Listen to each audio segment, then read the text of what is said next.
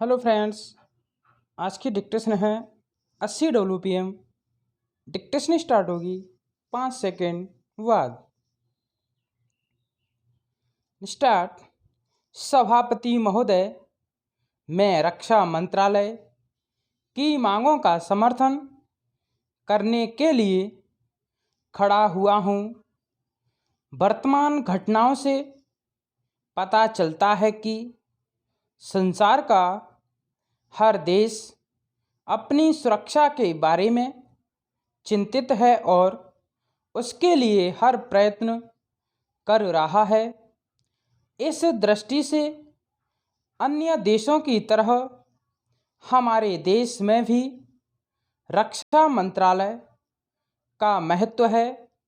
मुझे इस बात की खुशी है कि जहां अन्य मंत्रालयों की उनके पिछले साल के कामों के बारे में काफ़ी आलोचना हुई है, वहाँ इस मंत्रालय की कम आलोचना हुई है। इससे पता चलता है कि इस मंत्रालय ने पिछले साल अच्छा काम किया है।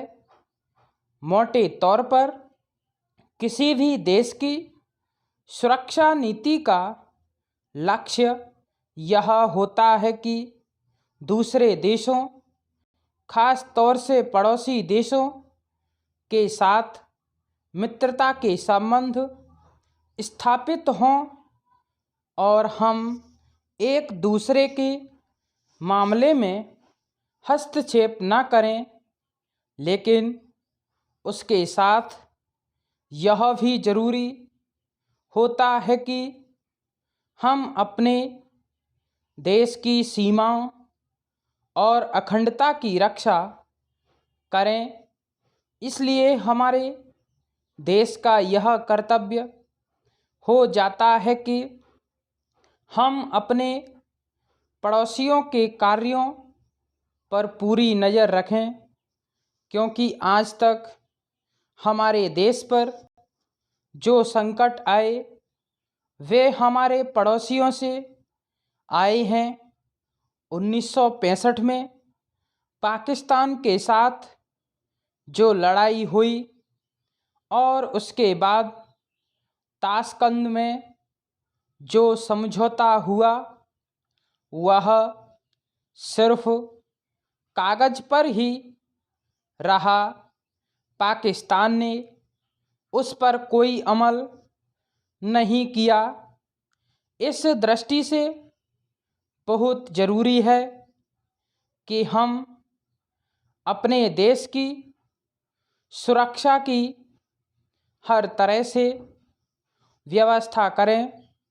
हमारा उद्देश्य दूसरों पर आक्रमण करना नहीं है, लेकिन यदि हम पर कोई आक्रमण करे तो हम में इतनी शक्ति अवश्य होनी चाहिए कि हम उसका डटकर सामना कर सकें। पैरास्टाट, आप जानते हैं कि पिछले दिनों पाकिस्तान को अमेरिका और चीन से काफ़ी मदद मिली है। रक्षा मंत्रालय की रिपोर्ट में भी कहा गया है कि पिछले साल अमेरिका ने पाकिस्तान को 1500 करोड़ रुपए की फौजी सहायता दी है।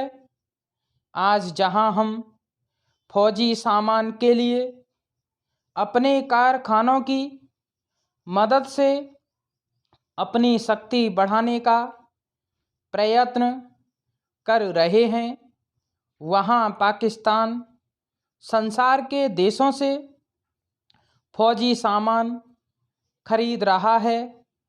अपनी नीति के कारण वह सब देशों से लाभ उठा रहा है। मेरा सुझाव है कि हमको भी अपनी शक्ति बढ़ाने के लिए संसार के अन्य देशों से अधिक से अधिक फौजी सामान खरीदना चाहिए। आज तिब्बत की सीमा पर चीन की 1.5 लाख फौज खड़ी है। स्टॉप।